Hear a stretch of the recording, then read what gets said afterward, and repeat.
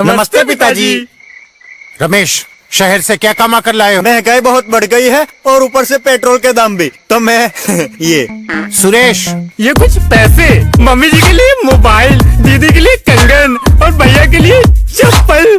कहाँ से की कमाई? जो ई बाइक चलाई उसने सारी बचत कराई, आखिर बचत भी तो है कमाई।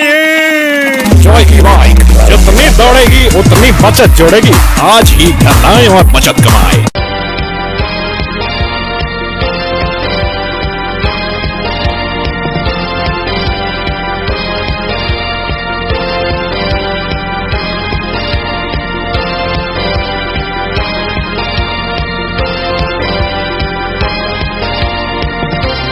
नमस्कार, मैं हूं संजय सरवरिया और आप देख रहे हैं लकी डीसीएन न्यूज। खबरों की शुरुआत करने से पहले आइए एक नजर डालते हैं दिन भर की खास खबरों। पुलवामा के आतंकवादी घटना को लेकर सोशल मीडिया पर पोस्ट करने वाले 2 आरोपी पहुंचे जेल। पुलवामा की आतंकवादी घटना के विरोध में कांग्रेस ने जलाया पुतला।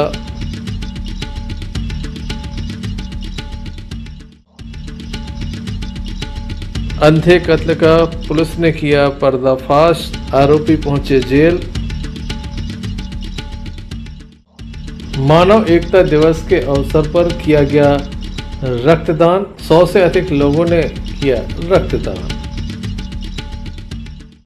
दमोह के मुक्तिधाम चौराहे के समीप बड़ा हादसा हुआ, जहां एक ट्रक चालक ने बताया जाता है कि एक बाइक चालक को अपनी चपेट में ले लिया, जिसके चलते बाइक पर बैठे 2 लोगों को गंभीर चोटें आई हैं। दोनों के पैरों में गंभीर चोट आई हैं, जिसके बाद उन्हें गंभीर स्थिति में जिला अस्पताल में दाखिल करा दिया गया है।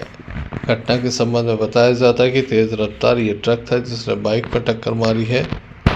घायलों को तत्काल ही डायल 100 के माध्यम से दमोह जिला अस्पताल में इलाज के लिए दाखिल कराया गया, जहां उनका उपचार जारी है।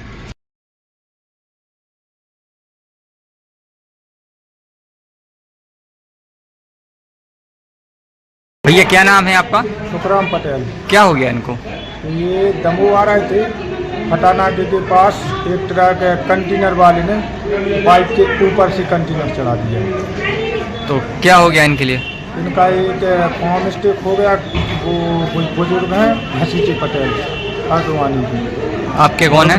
ये मेरे मामा हैं। और एक और जन साथ में? और वो है मेरे भाई। कहाँ से उनका कहाँ? नाम है सुरेश पटेल। कहाँ से कहाँ जा रहे थे ये हरदवानी से दमोह आ रहे थे काय के लिए? इलाज के लिए। तो ये घटना कहाँ इलाज के मरीज है ना वो। घटना कहाँ पे घटी? घटना घटी है फटानाके के पास, वो लोहे वाली दुकान है उसके सामने। ये काय से थे? ये थे बाइक से। क्या नाम है दोनों का? इनका पिताजी का नाम है उनके घसीटे पटेल और लड़का का नाम है सुरेश पटेल। कहाँ के रहने वाले हैं? हरदवानी। इस घटना में वृद्ध की स्थिति बेहद ही गंभीर बनी हुई थी, जिसके बाद डॉक्टरों के द्वारा प्राथमिक उपचार किया गया और जबलपुर रेफर कर दिया है। लगातार वाहन दुर्घटनाएं थमने का नाम नहीं ले रही। काफ़ी तेजी से जहां वाहन चलाए जा रहे हैं, तो वहीं तेजी के साथ एक्सीडेंटों की संख्या बढ़ रही है। Sanjay Sarwaria, Lucky DCN news, Damoh. ये थी दिन भर की कुछ खास खबरें। खबरों का क्रम विस्तार से। खबरों में सबसे पहले हम बात करेंगे वाहन दुर्घटना की। दमोह सागर स्टेट हाईवे पर एक ऑटो पलट जाने से 3 से अधिक लोग घायल हो गए। बताया जाता है कि इलेक्ट्रिक ऑटो था जो अचानक से पलट गया। इस घटना में अलग अलग क्षेत्रों के 3 से 4 व्यक्ति घायल हुए हैं। घायलों को जिला अस्पताल लाया गया, जहां उनका उपचार किया जा रहा है। बताया जाता है कि ये जो इलेक्ट्रिक ऑटो अनियंत्रित हो गया और पलट गया, जिसके चलते ये घटना सामने आई है।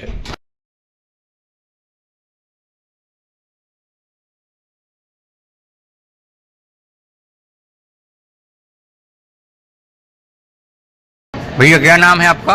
अभिषेक। क्या हो गया उनको? ऑटो पलट गया। कैसे पलट गया ऑटो? वो वहाँ से चला रहा था तो कोरा से यहाँ पे पलट गया।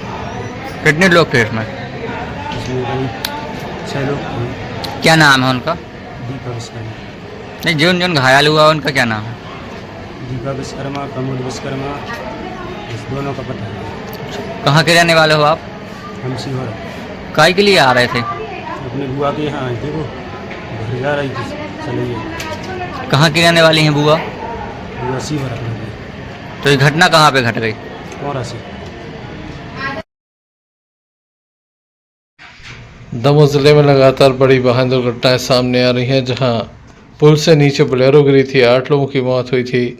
तो वहीं अलग अलग क्षेत्रों में वाहन दुर्घटनाएं सामने आ रही हैं। अब ऑटो पलट गया है, जिसमें महिला गंभीर रूप से घायल हो गई है, जिसका उपचार जिला अस्पताल में चल रहा है। संजय सरवरिया, लकड़ी सी न्यूज, दमोह। दमोह नगर कोतवाली अंतर्गत लोकू क्षेत्र से एक विवाद सामने आया, जहां पर छाया में साइकिल लगाने को लेकर विवाद हो गया। विवाद काफ़ी बड़ा था, जिसके चलते महिला के सिर पर डंडे से प्रहार किया गया। परिवार के ही सदस्य जिनके बीच ये विवाद हुआ है, छाया में साइकिल खड़ी करने को लेकर विवाद हुआ है, जिस पर डंडे चले हैं। घायल महिला को जिला अस्पताल में दाखिल किया गया है। महिला का स्पष्ट रूप से कहना है कि पारिवारिक विवाद है, जिसके चलते उस पर हमला किया गया है।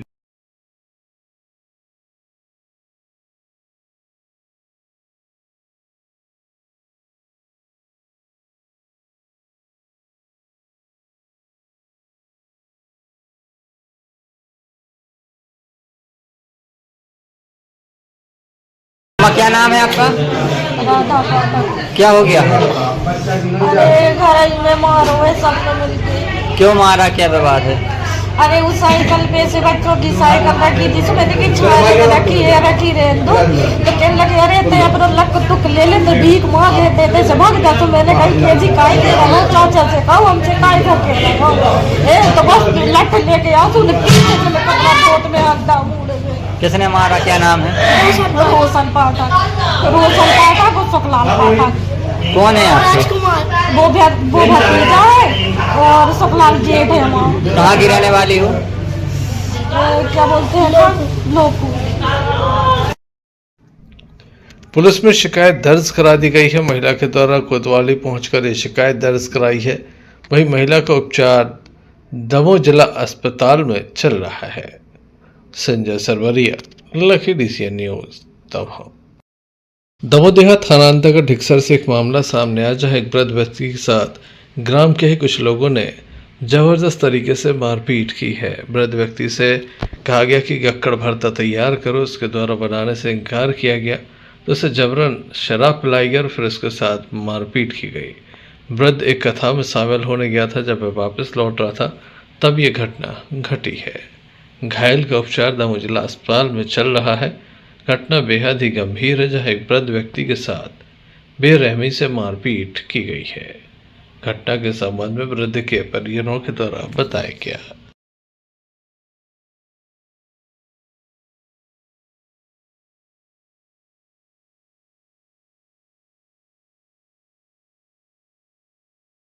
भैया क्या नाम है आपका? जी कमलेश कुर्मी। क्या हो गया इनको? जी एक गांव में भागवत बैठी है बड़ी साला में, बालाजी मंदिर में, वहाँ पे भजन कीर्तन चल रहे थे। कल कृष्ण जन्म हुआ था, तो वो 8 बजे 8:30 बजे घर से कल प्रसाद खाने के लिए जा रहे साल है, तो चले गए। वहाँ पे भजन कीर्तन हो रहा था, तो 11 बजे रात तक वो वहाँ साला में बैठे रहे। 11 बजे रात से वहाँ से वापस आ रहे थे, तो जे रास्ता मिल गया, तो इनको पकड़ के वो अपने घर ले गया। पहले इनके लिए ये दारू पिलवाई उसने जबरदस्ती, हाँ मुँह में हाथ मारे, दारू पिलवाई। वो वृद्ध आदमी दारू पीने मना की उन्होंने, फिर उनने इसकी औरत सब भाग गई, जैसे दारू खोर बिना मिश्रा। तो उसने बोला हमारे लिए गकड़ियाँ बनाओ। उसने बोला कि हम गकड़ियाँ बनती नहीं हम पे, हम कुछ नहीं बनाते। फिर उसने एक डंडा टाइप का उठाया, उसने हाथ में मारे, पैर में मारे, हाथ तोड़ दिया, पैर और कड़ोड़ के रास्ता में डाल दिया। क्यों मारा? तो कुछ नहीं, बेवजह गाड़ियाँ बना हमारा दारू पी के नौटंकी करता ही है। कमजोर आदमी को सताना, चोरी चपाटी करना, उसको जय धर्म दिया है। क्या नाम है दादा का? हेतराम काछी। कहाँ के रहने वाले हैं? सर के। आप कौन है इनके? जी रिलेशन में तो कुछ नहीं सर, पड़ोस है किया। पुलिस को मामले की जानकारी दी गई है। पुलिस के द्वारा मामले में कार्रवाई की बात कही जा रही है। देखने लायक होगा कब तक दोषियों के विरुद्ध कार्रवाई हो पाती है। संजय सरवरिया, लखीडी सी न्यूज, दमोह। दमोह शहर के सिंधी कैंप में गोदाम है, इलेक्ट्रॉनिक्स आइटम की एक गोदाम है, जिसमें बीती रात अज्ञात कारणों के चलते आग लग गई। हालांकि एक व्यक्ति पर संदेह जताया जा रहा था, उसके साथ मारपीट भी की गई। दमोह के सिंधी कैंप का ये पूरा मामला है, जहां पर आग की लपटें दिखाई दी, ऊंची ऊंची लपटें दिखाई दी। फायर ब्रिगेड को सूचना दी गई। लगभग 6 फायर ब्रिगेड यहां पर पहुंचे, जिनके द्वारा आग पर काबू पाया गया। लाखों रुपए के नुकसान की बात कही जा रही है। यहाँ पर गोदाम थी, यहाँ पर फ्रिज भी रखे हुए थे, जिनमें धमाके होते रहे क्योंकि उसमें गैस होता है। वहीं टीवी, एलईडी, वॉशिंग मशीन सहित अन्य सामान जलकर खाक हो गया। काफ़ी बड़ी घटना थी। पुलिस मौके पर पहुंची थी और पुलिस के द्वारा इस मामले में आगजनी का मामला दर्ज किया है, जहां आग पर काबू पाने के लिए स्थानीय लोगों ने भी मदद की, फायर ब्रिगेड ने मदद की। इस मामले में अब पुलिस जांच कर रही है। काफ़ी बड़ी घटना है। बीच शहर में बस्ती के बीच में ये गोदाम थे, जहां पर आग लगी है। आग ने लाखों रुपए का नुकसान कर दिया। वहीं कई तरह के सवाल भी खड़े कर दिए। नाइट तो आगे इनके पास वो तुम लोग के पास वो नहीं है, वो इन्हीं चालू किया था, वो खाली हुए सब काम करेंगे। क्यों खिड़की है ऊपर जिसका, क्यों एक घर किसका है ऊपर से?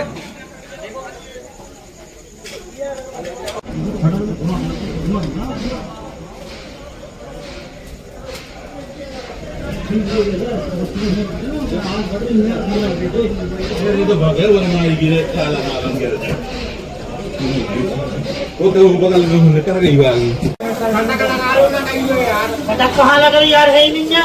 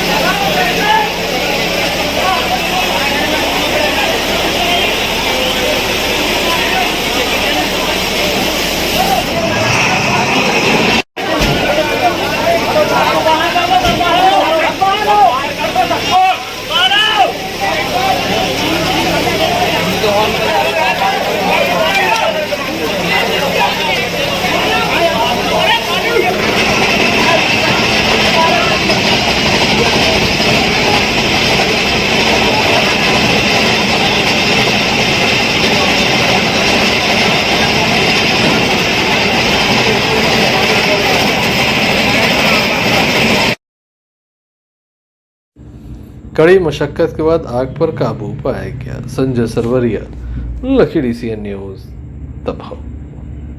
पुलवामा के आतंकवादी हमले ने सभी को झकझोर कर रख दिया है। सभी के अंदर आक्रोश है, तो लोग लगातार इस घटना के विरोध में जहां पुतला जला रहे हैं, तो देश के प्रधानमंत्री से मांग कर रहे हैं कि मन की बात नहीं, अब गन की बात होना चाहिए। हमले होना चाहिए। वहीं कांग्रेस के द्वारा भी आज आतंकवाद का पुतला फूंका गया और कांग्रेस के द्वारा कहा गया कि वह इस मामले को लेकर केंद्र सरकार के हर कदम के साथ है, केंद्र सरकार को बड़े कदम उठाने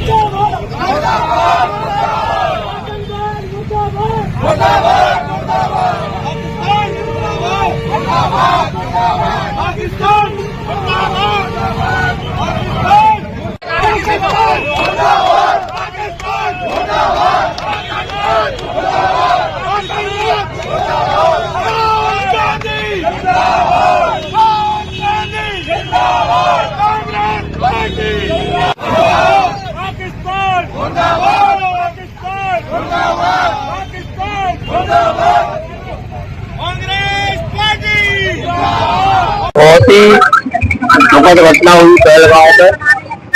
आतंकवादियों के द्वारा जो निर्दोष भारतीय नागरिकों के साथ जो विवश रूप से जिस तरीके से उनकी हत्या की गई, वो वास्तव में निंदनीय है। इसके लिए कोई शब्द नहीं है। मैं तो उन परिवारों के प्रति दुख प्रकट करता हूँ जिनकी शादी है 4 दिन पहले, 2 महीने पहले, 3 महीने पहले अपने परिवारों को लेकर वो पहलगाम घुमा रहे, लेकिन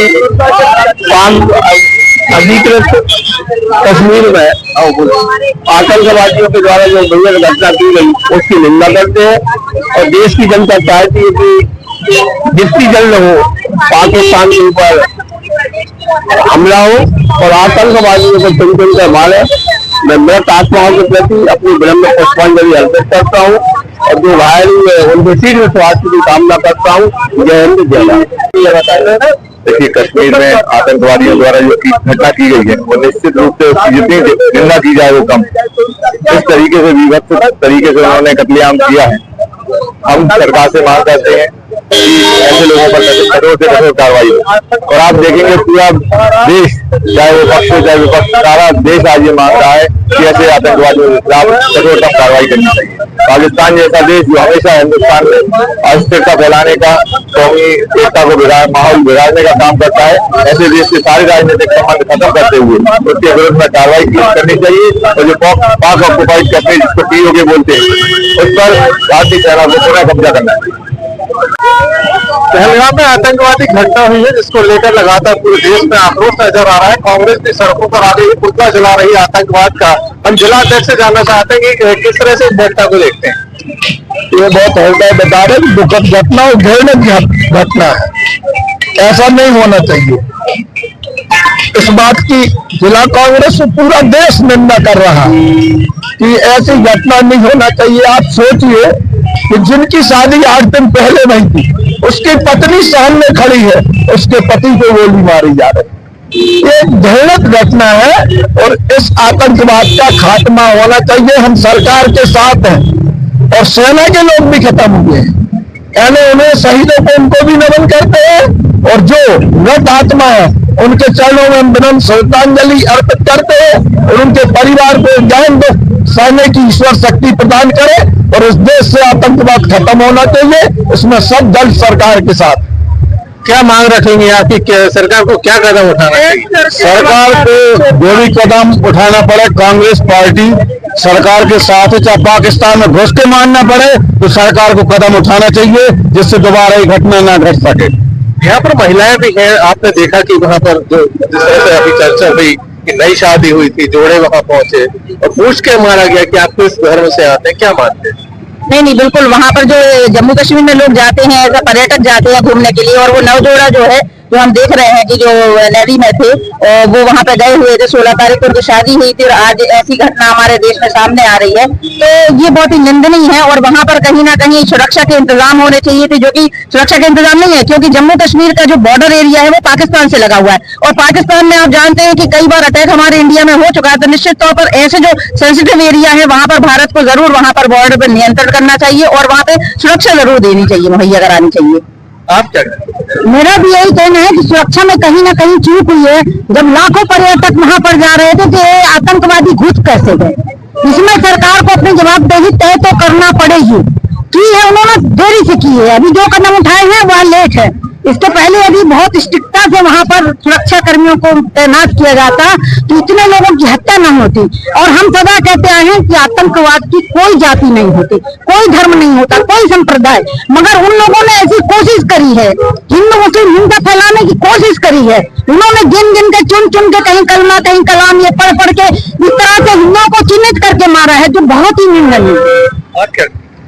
देखिए अभी तक तो सभी लोग यही कहते थे कि आतंकवाद का कोई नाम नहीं होता, धर्म नहीं होता है, लेकिन पहली बार ऐसा हुआ है कि नाम पूछ करके फिर उनको मारा गया है। तो जो अभी जैसे कि हमारे जिला कांग्रेस अध्यक्ष जी ने बताया कि 15-16 अप्रैल को उनकी नई शादी हुई थी, नया एवं जोड़ा था, जिनके सामने ही पत्नी के सामने पति को मार दिया गया है। तो वो निश्चित रूप से सुरक्षा बल तो बिल्कुल ठीक नहीं है कि सीमा हैदर जैसी औरत 4 बच्चों को लेकर के हिंदुस्तान में घुस आती है। इससे साबित होता है कि हिंदुस्तान की जो सुरक्षा व्यवस्था है वो तो बिल्कुल ठप है, वो ठीक नहीं है। लेकिन इस दुख की घड़ी में हम सभी लोग उनके साथ हैं और मैं ईश्वर से कामना करती हूँ जो आश्वस्त हो शीघ्र स्वस्थ हो और जो उसमें मारे गए हैं उनको भावपूर्ण श्रद्धांजलि अर्पित करती हूँ। साथ में मैं एक बात और कहना चाहती हूँ कि समस्त कांग्रेस परिवार के साथ साथ पूरा भारत देश मोदी सरकार के साथ है। अभी फिलहाल राजनीति न करते हुए हम लोग एक ही बात कहेंगे कि पूरा भारत देश एकजुट होकर आतंकवाद के खिलाफ लड़े और उनको खत्म करे। हमारे साथ भैया आप क्या करेंगे?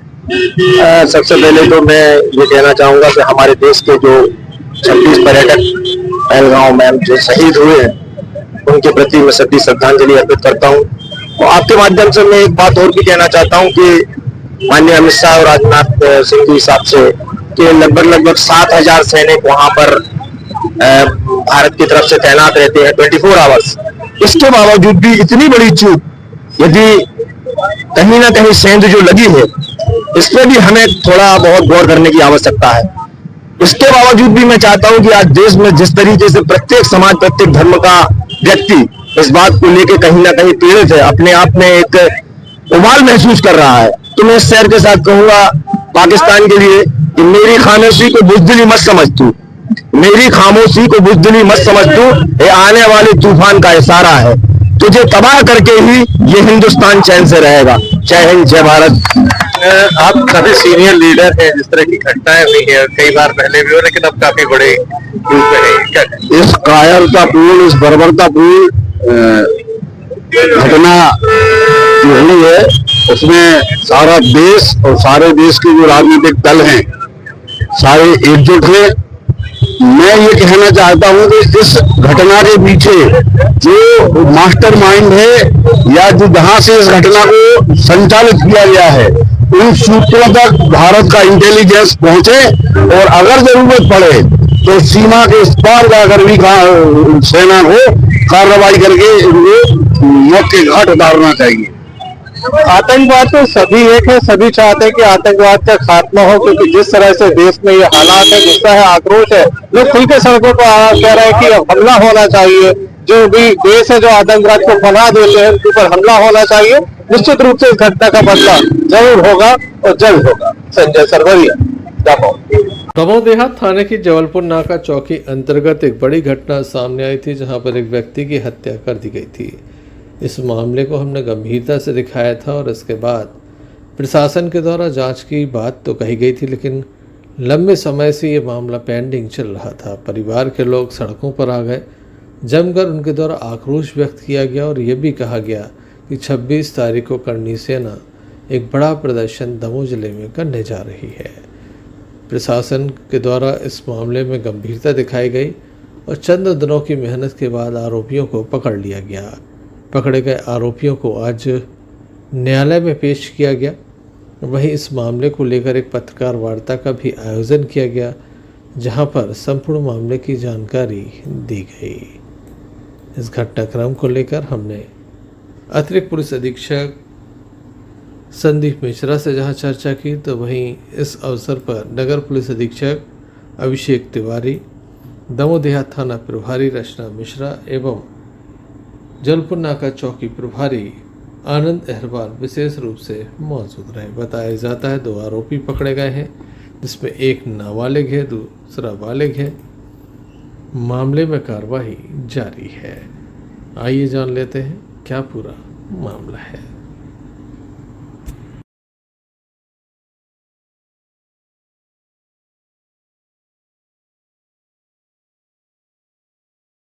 दो मित्र अपने एक मित्र जयसिंह के यहाँ से आ रहे थे, मृतक और औरत का एक मित्र था, और मालूताल टेक के पास दोनों आपस में सामान्य मित्रों में बहुत थी ना बातचीत, वही बातचीत कुछ हो गई है कि दो यादव समाज के दो लड़के भी खड़े थे और ये लोग आपस में निकाल रस्सी बीच में मोटरसाइकिल से आरोपी निकले होंगे, तो उनसे कहा सुनी। पहली बार में तो सामान्य इनसे बहस हुई और वो हुई, उससे थोड़ी बात देर उसी बात लौट के भी आया, बहस के बाद तो ये लौट के आकर दोबारा लाठियों से मारा उन्होंने। इसकी चोटों से मृतक का जो है कमल उनकी डेथ हो गई और उसमें हम लोगों ने अफसर ने काफी मर्डर कायम किया है इसमें और हम लोगों को अरेस्ट किया है क्योंकि हमें फुटेज मिल गए थे, सीसीटीवी फुटेज और सारी बार हम लोग ने वर्क किया, फुटेज से हम लोग ने आइडेंटिफिकेशन किया उनका और आइडेंटिफिकेशन उनका वजह क्या थी? इसकी वजह जो पहली बार समझ में आ रहा है अचानक जो घटना होती वो है। आरोपी दो है, एक बालिग एक नाबालिग। कहाँ के रहने वाले? ये माल यही के रहने वाले जनपद। Sanjay Sarwaria, Lucky DCN news. मानव एकता दिवस के अवसर पर रक्तदान शिविर का आयोजन किया गया। संत निरंकारी चैरिटेबल फाउंडेशन के माध्यम से प्रेम और भाईचारे की भावना को उजागर करता मानव एकता दिवस निरंकारी मिशन द्वारा प्रतिवर्ष 24 अप्रैल को बाबा गुरु बचन सिंह जी की पावन स्मृति में श्रद्धा और आध्यात्मिक भावनाओं से परिपूर्ण वातावरण में आयोजित किया जाता है। यह दिन केवल पुण्य स्मरण का अवसर नहीं अपितु मानवता, सौहार्द और एकता तत्व की भावना का एक आत्मिक संगम है। मानव एकता दिवस के अवसर पर मिशन द्वारा देश भर में रक्तदान शिविर का आयोजन किया गया। इसी श्रृंखला में दमोह के संत निरंकारी मिशन शाखा में भी विशाल रक्तदान शिविर लगाया गया। 104 यूनिट यहाँ पर रक्तदान किया गया। अतिथि में महात्मा रोहित आजवानी एवं सिंधी समाज अध्यक्ष अनिल कोटवानी और टीम द्वारा रिबन काटकर इसका शुभारंभ किया गया, जिसमें 65 भाई 39 महिलाओं ने रक्तदान किया। शिविर की सुंदर व्यवस्था ब्रांच दमोह संचालक राजकुमार सोनी एवं उनके पूरे सेवा दल भाई बहनों के द्वारा किया गया। SNCF मेंबर्स द्वारा सुंदर रूप से की गई जिला चिकित्सालय की पूरी टीम का सहयोग किया गया। काफ़ी बड़ी संख्या में युवाओं की यहाँ पर उपस्थिति रही। संत निरंकारी चैरिटेबल फाउंडेशन के द्वारा भारतवर्ष में लगभग 500 से अधिक ब्रांचों में ये रक्तदान किया जा रहा है। अब तक लाखों यूनिट यहाँ पर हम आपको बता दें कि रक्तदान किया जा चुका है। आज ये ब्लड डोनेट किया जा रहा है, किस संबंध में? ये अनेक वर्षों से यहाँ पे संत निरंकारी चैरिटेबल फाउंडेशन ये सत्संग है, इसमें ब्लड डोनेशन 24 अप्रैल मानव एकता दिवस के रूप में यहाँ पे किया जाता है। यह हमारे पूर्व सदगुरु बाबा गुरु बचन जी का आज बलिदान दिवस था, उसके प्लस में यह ब्लड डोनेशन किया जाता है। लगभग कितने लोगों ने ब्लड डोनेट कर दिया? यहाँ पे हर वर्ष 70, 80, 100 से भी पार हो चुके हैं। 115, 117 बॉटल भी पहले दे चुके हैं। अभी उसकी संख्या काउंटिंग चल रही है, 35-36 के लिए और चालू है। 2 से 3 बजे तक यह ब्लड डोनेशन कार्यक्रम है। शामिल होते हैं, कैसे काम होता है? ये आज हम रक्तदान शिविर का आयोजन कर रहे हैं सदगुरु माता सुदीक्षा जी महाराज की कृपा से, क्योंकि मानव तन, ये जो हम मानव जीवन में तन प्राप्त हुआ है, ये इसका सदुपयोग हम कर पाएँ। आज हम देख रहे हैं अनेकों रूपों में रक्त का बहाव हो रहा है, पर ये बहाव हो पर सही दिशा में हो, नालियों में ना जा कर के, लड़ाई झगड़ों में ना जा कर के नालियों में बहे। तो हमारा नारा भी है जो सदगुरु बाबा हरदेव सिंह जी महाराज ने दिया कि रक्त नालियों में नहीं नाड़ियों में बहे।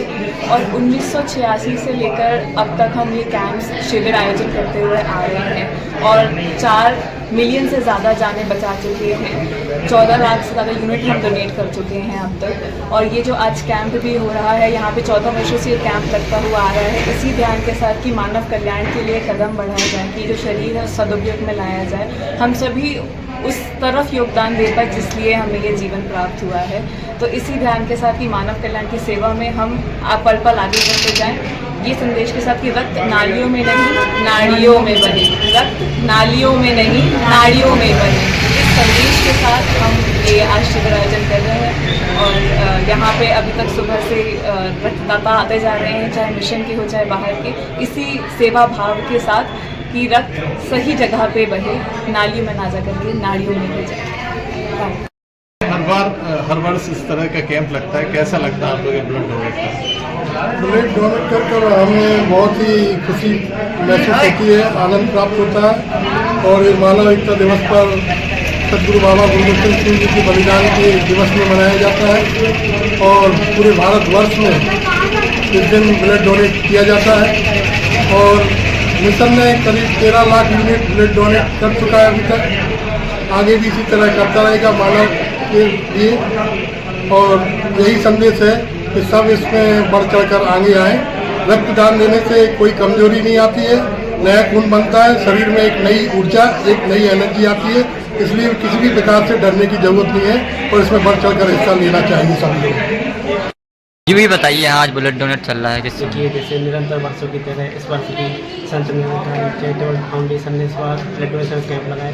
ऐसे ही कई वर्षों से ये मानव सेवा करते आ रहे हैं और हर वर्ष 100 यूनिट प्लस ये ब्लड डोनेट करते हैं। साल में एक इनका कैंप लगता है और ये बहुत ही अच्छा कार्य कर रहे हैं। और यहाँ से जो हम ब्लड ले जाते हैं तो सारी जांचें लगती है, HbA1c, HCV, मलेरिया, टाइफाइड और VTRL वगैरह, हीमोग्लोबिन, सारी जांचें होती हैं। टाइम पर इनको इन्फॉर्म किया जाता है, जैसे कोई बीमारी निकलती है तो इनको इन्फॉर्म किया जाता है। और जो भी हैं इनको सबको प्रेरित करते हैं, लोग ब्लड देने के लिए देते हुए अपने रक्तदाता हैं और इनको हमारी तरफ से एक सर्टिफिकेट दिया जाता है जिससे ये सम्मानित होते हैं और इन्हें बहुत ही गर्व महसूस होता है इससे। और हमारे जिला चिकित्सालय में काफ़ी टाइम से ब्लड डोनेशन कम हो रहा था, लेकिन अब हमारा डोनेशन बहुत अच्छा हो रहा है और समिति के द्वारा बहुत ही अच्छा कार्य किया जा रहा है। जिससे क्या होता है, गर्भवती महिलाएं होती हैं, कुछ थैलेसीमिया पेशेंट होते हैं, कुछ सिकल सेल थैलेसीमिया जिनको ब्लड नहीं बनता है और कैंसर मरीज भी आते हैं, तो सभी को ब्लड बैंक की तरफ से, दमोह जिला चिकित्सालय की तरफ से ब्लड दिया जाता है सभी को निरंतर। क्योंकि अभी विगत वर्षों से देखने में आ रहा है कि थैलेसीमिया के मरीज, सिकल सेल एनीमिया के मरीज और कैंसर के काफ़ी बढ़ रहे हैं। तो ये जो ब्लड डोनेशन होता है तो इन मरीजों को काफ़ी हेल्प मिलती है ब्लड देने के लिए, ताकि जो लोग परेशान होते हैं वो परेशान नहीं हो पाते हैं। ब्लड बैंक में स्टोरेज क्षमता 600 के लगभग है, तो ये हम बना के रखते हैं ताकि हमारे जो भी मरीज आते हैं परेशान ना हो। और सब लोगों का बहुत बड़ा सपोर्ट रहता है हम लोगों को, जो टाइम पर हमारे यहाँ ब्लड डोनेशन कैंप लगाते हैं। रक्तदान महादान होता है, ऐसे में सभी को इस कार्य में अपनी सहभागिता दर्ज करानी चाहिए। संजय सरवरिया, लखी DCN न्यूज, दबाव। पुलवामा में हुई आतंकवादी घटना को लेकर एक पोस्ट की गई थी, जिसको लेकर लोगों में नाराजगी देखी गई। वहीं आरोपियों को आज कोर्ट में पेश किया गया, जहां वकीलों के द्वारा कुछ हंगामा भी किया गया। बाद में उसे जेल पहुंचा दिया गया है। दोनों आरोपियों को जेल पहुंचाया गया। आप देख सकते हैं कि जब ये टीम कोर्ट पहुंची थी तब हंगामा हुआ। बाद में पुलिस दोनों ही आरोपियों को लेकर, इसमें वसीम खान और तनवीर कुरैशी शामिल हैं, जिला जेल पहुंची, जहां पर उन्हें जेल पहुंचाया गया।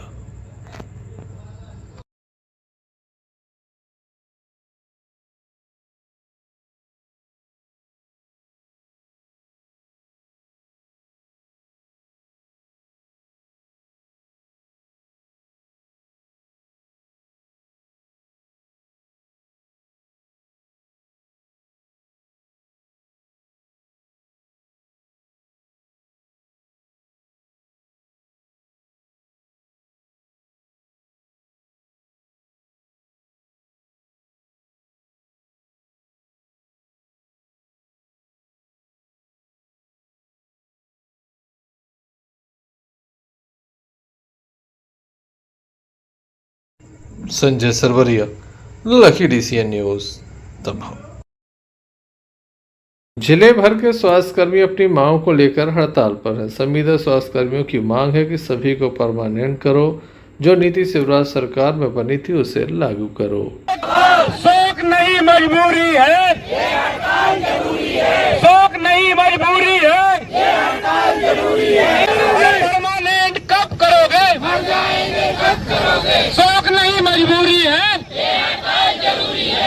स्वास्थ्य कर्मचारी संघ, स्वास्थ्य कर्मचारी संघ, मजबूरी है, कब करोगे? मर जाएंगे कब करोगे? परमानेंट कब करोगे?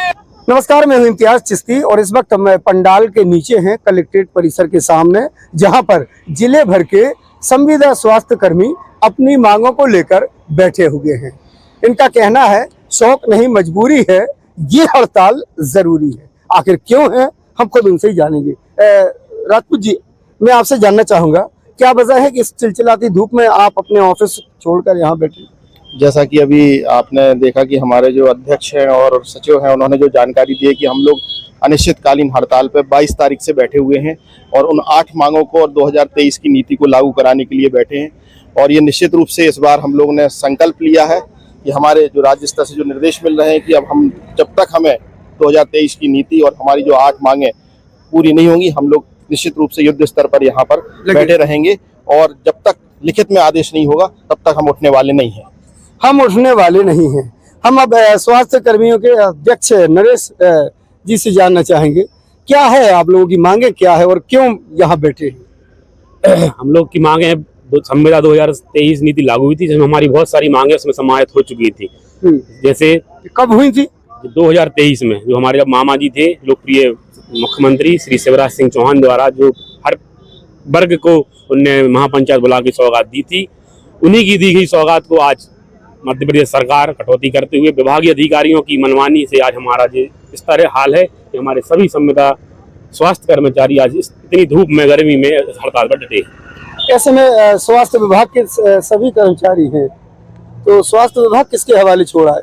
स्वास्थ्य विभाग की पूरी सेवाएं ठप हो चुकी हैं, चरमरा चुकी हैं, क्योंकि ये यहाँ जो आप देख रहे हैं यह यहाँ वह कर्मचारी है जो ग्राम स्तर से उप स्वास्थ्य केंद्र खोलकर बैठता है। वहाँ हर प्रकार की सेवाएं दी जाती हैं। ब्लॉक स्तर पर पूरे कर्मचारी रहते हैं, वो भी सब हड़ताल पर हैं और जिला वाले भी हड़ताल पर हैं। कुल मिला के कहा जाए कि जिले के समस्त स्वास्थ्य केंद्रों में अगर कहना गलत नहीं होगा कि ताला जड़ा हुआ है, लेकिन इनकी जायज मांगे हैं। आखिर दिक्कत कहाँ आ रही है आप लोगों को जो 2023 में लागू किया गया था? अब आपके विभागों के अधिकारियों ने ऐसी कौन सी कटौती कर दी कि आपको अब यहाँ पंडाल का सहारा लेना पड़ा? जो हमारे जो पूर्व सीएम साहब थे श्री शिवराज सिंह चौहान जी ने, उनने महापंचायत में घोषणा करी थी कि हम नियमित कर्मचारी की भांति आपको वेतनमान देंगे, आपको पेंशन देंगे, मेडिकल की सुविधा देंगे और सभी प्रकार की भत्ते हम आपको देंगे नियमित कर्मचारी की भांति। और सामान्य प्रशासन ने जारी भी कर दिया था, मगर हमारे जो एनएचएम कुछ समय तक मिला क्या ये सब? नहीं, उसको निरंतर वो बोलते रहे कि हम लागू करेंगे, मगर अभी 2 अप्रैल 2025 में हमारे एनएचएम ऑफिस से एक नीति जारी हुई है जिसमें किसी भी रूप में उन सभी घोषणाओं का एक भी उल्लेख नहीं है उसमें। और इसी से हम दुखी होकर, आक्रोशित होकर हम सभी संविदा कर्मचारी यहाँ पर पंडाल में बैठने को मजबूर हो गए हैं। बहन जी, आपसे जानना चाहेंगे क्या दिक्कतें सामना करना पड़ती हैं आपको ग्रामीण क्षेत्रों में? कोरोना क्षेत्र में हम लोगों ने सबसे आगे बढ़ के हम लोगों ने ही सबसे ज्यादा कार्य किया है। अपनी जान जोखिम में डाल के उन लोगों की जान बचाई है, लेकिन वो सुविधा नहीं मिली जो चाहिए थी। 2023 में शिवराज जी ने वादा किया था, कितना अमल हो पाया था? सर खैर उन्होंने जो नीति लागू की थी वो सभी के हित में बहुत अच्छी भी थी, लेकिन जब से मतलब ये जो नई नीति लागू हुई है उसमें बहुत सारी चीज़ें उन्होंने हटा दिया है। सीएल वगैरह जो हम लोग मेडिकल मिलता था, मेडिकल वाली छुट्टी नहीं मिलती है। और उन्होंने अब पेंशन वगैरह जो बोला था और नियुक्ति अनुकंपा नियुक्ति का भी उन्होंने जो बोला था, तो ये सब चीज नहीं हो पाई है। तो वही हम चाहेंगे कि 2023 में जो शिवराज सिंह चौहान जी ने, मामा जी ने जो घोषणाएं की थी, जो नीति हमें दी थी, तो वही वो हमें प्रोवाइड करा दें तो बेस्ट रहेगा हम लोगों के लिए। आप क्या कहना चाहेंगे? अगर एमडी मैडम हमारी भूल गई हैं कि क्या नीति थी, तो 4 जुलाई 2023 का वो वीडियो देखा जाए जो शिवराज मामा ने हम लोग को दी थी सौगात। कृपया कुछ अन्यथा नहीं मांग रहे, कुछ नया नहीं मांग रहे, सिर्फ वही मांग रहे जो 4 जुलाई 2023 को शिवराज मामा ने हम लोग को दी थी। सुना आपने, हमें ज्यादा कुछ नहीं चाहिए, ना हम कुछ नया मांग रहे, ना कुछ जोड़ रहे। बस 4 जुलाई 2023 का मामा शिवराज सरकार का वो वीडियो ये अपने विभागीय आला अधिकारियों को याद दिलाना चाह रहे हैं कि आप उस पर अमल करें, लेकिन ऐसा अमल होते नजर नहीं आ रहा। इनका ये भी कहना है कि सरकार को भी गुमराह किया जा रहा है। अब एक आस लगी हुई है, जो शिवराज सरकार में फैसला लिया गया था, अब उम्मीद है मोहन सरकार उस पर ठप्पा लगा दी, क्योंकि अमल तो तब भी नहीं हुआ था। लेकिन इनको डर है कहीं ऐसा ना हो हमें ये पिछले सरकारों की तरह लॉलीपॉप ही साबित ना हो। खैर, अब जो भी हो, सरकार को भी चाहिए कि इन तमाम स्वास्थ्य कर्मचारियों पर ध्यान दें, कहीं ऐसा ना हो कि इनका आंदोलन सरकार पर भारी पड़ जाए। इम्तियाज चिश्ती, दमोह। सागर जिले के गड़ाकोटा थाना क्षेत्र के आपचंद भूरे बाबा मजार के पास बुधवार की दरमियानी रात एक के बाद एक दो कारें सड़क किनारे खड़े ट्रक से टकरा गईं। इस हादसे में एक कार में सवार 4 लोगों में से 2 युवकों की मौत हो गई, जबकि 2 अन्य गंभीर रूप से घायल हो गए, जिन्हें सागर जिला अस्पताल रेफर किया गया। वहीं दूसरी कार टकराते हुए सड़क किनारे उतर गई, लेकिन उसमें सवार लोग बाल बाल बच गए। थाना प्रभारी रजनीकांत ने जानकारी देते हुए बताया कि सागर गड़ाकोटा मार्ग पर बुधवार की रात आपचंद भूरे बाबा मजार के पास एक ट्रक MP 21JE 0771 में एक तेज़ रफ्तार कार जा घुसी। वहीं इसी दौरान पीछे से आ रही एक और दूसरी कार टकरा गई। बताया गया कि प्रयागराज से भोपाल लौट रही थी कार। इस हादसे में एक कार सवार 4 में से 2 लोगों की मौत हो गई है, जो भोपाल के करौंद निवासी खेबर अली उम्र 35 वर्ष, समीर अली उम्र 20 वर्ष है, जिनकी मौके पर मौत हुई है। घटना के संबंध में थाना प्रभारी के द्वारा विस्तार से जानकारी दी गई।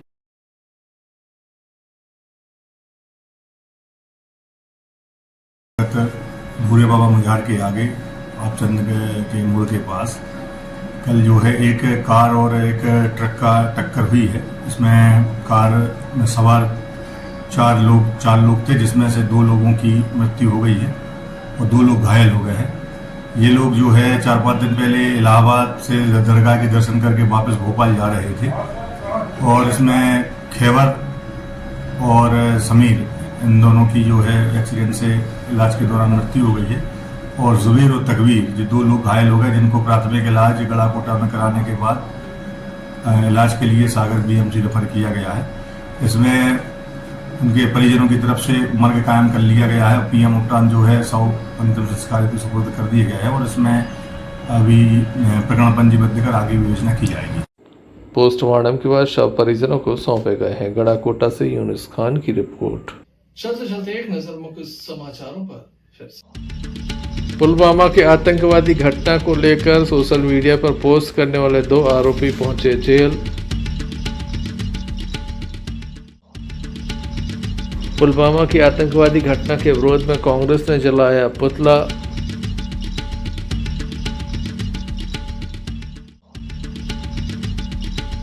अंधे कत्ल का पुलिस ने किया पर्दाफाश, आरोपी पहुंचे जेल। मानव एकता दिवस के अवसर पर किया गया रक्तदान, 100 से अधिक लोगों ने किया रक्तदान। तो ये थे अभी तक की कुछ खास खबरें। अगला न्यूज बुलेटिन लेकर हम पुनः हाजिर होंगे, तब तक के लिए दीजिए इजाजत। नमस्कार। क्यों ना हम साथ चले, साथ चले, साथ बढ़े, देश मेरे साथ चले तुम। आपका जॉय, भारत का जॉय, जॉय ई-बाइक।